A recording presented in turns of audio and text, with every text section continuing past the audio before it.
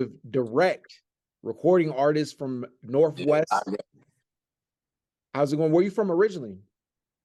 Well, originally I'm from a town called Bremerton, Washington, basically by Tacoma. So shout out Isaiah Thomas, all them. So Washington's pretty much broken into little sections. They got Seattle on the other side of the water.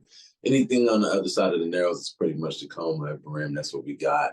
A little that people like try to say suburbs of Washington, but if it has some of these areas have the most crimes per square mile in Washington. So it's like, how can they be the suburban area? So they're just really towns that are, desolate, run down and things like that. And you have to scrape and find our way out.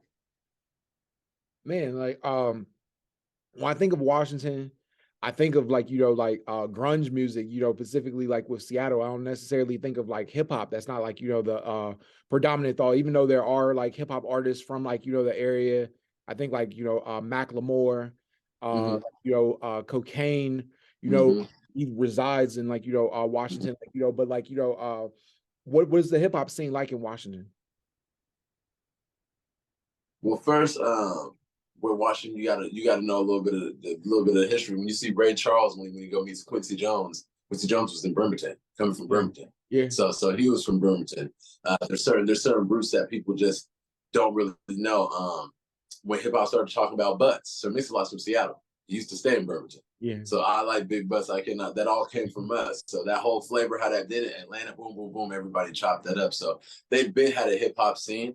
I think really, there's a lot of people, you say Macklemore and things like that. And for me, shout out Macklemore, but I think really the reason why people don't really recognize a lot of things with Washington, and this is all due respect, no disrespect to Macklemore or anybody that's coming out, is I think that hip hop is a Black art, right?